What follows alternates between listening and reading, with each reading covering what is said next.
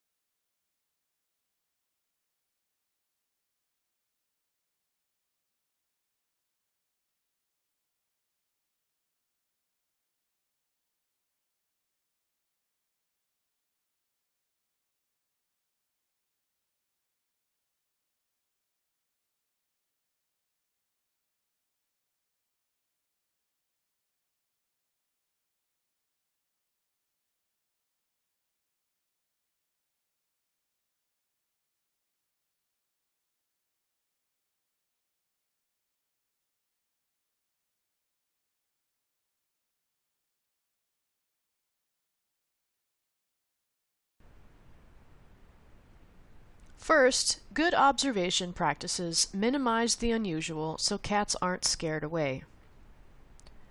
It also means you're taking notes and learning about the colony during the trapping session. Doing both of these things increase the overall chances of your trapping project being successful. Here are some basic recommendations for trap observation.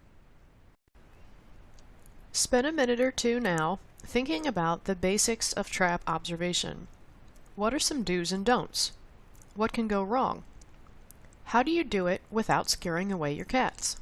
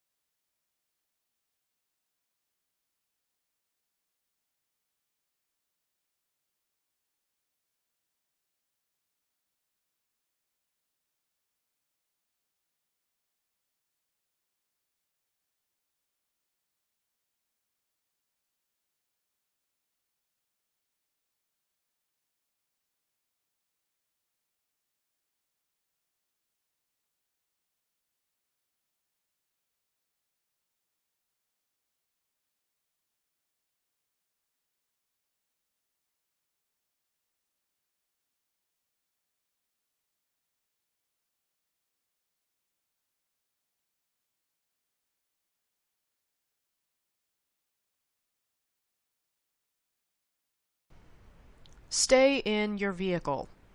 Cats are much less intimidated by a car than by a person. They are probably also used to seeing cars sitting near their feeding station or driving past, but a person outside a car is more unusual, and unusual for a feral cat equals scary. A scared cat isn't as likely to go near your trap.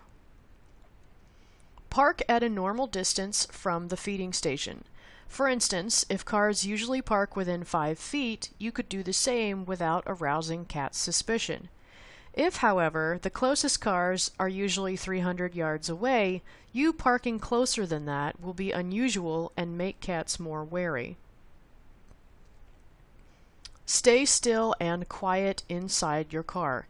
The more you move and the more sounds you make, the more noticeable you'll be to the cats.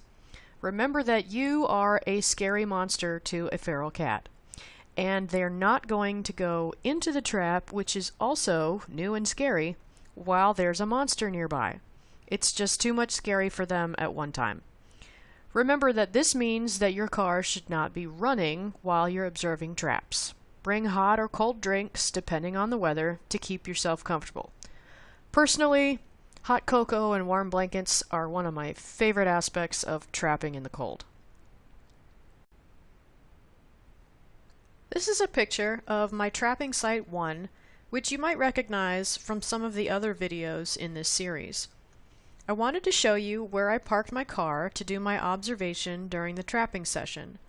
In some ways, this is not an ideal location for my car because cars don't usually park here.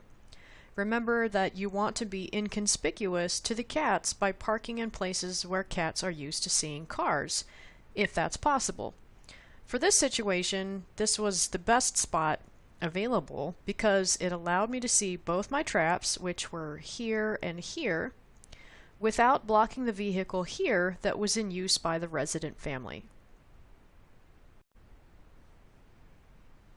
Here's a photo of my car at Site 2, which you saw in another video as well.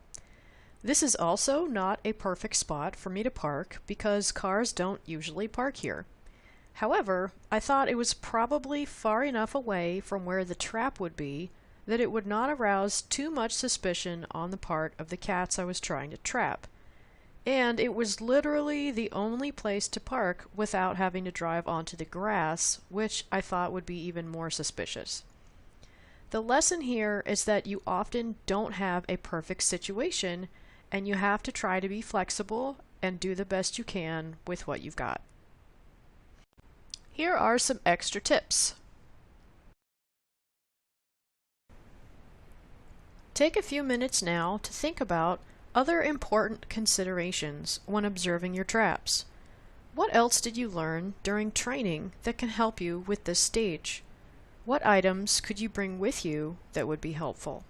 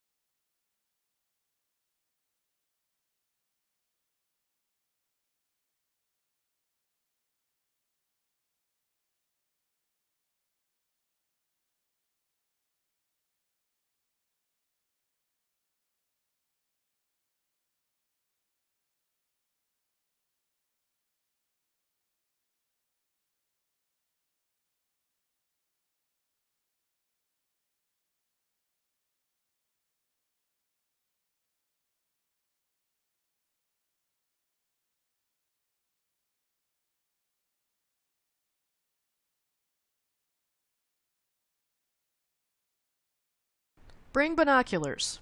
Even if you don't have to park far away, these can help you sex the cats, look for injury or signs of illness, or distinguish between cats that look very similar to each other.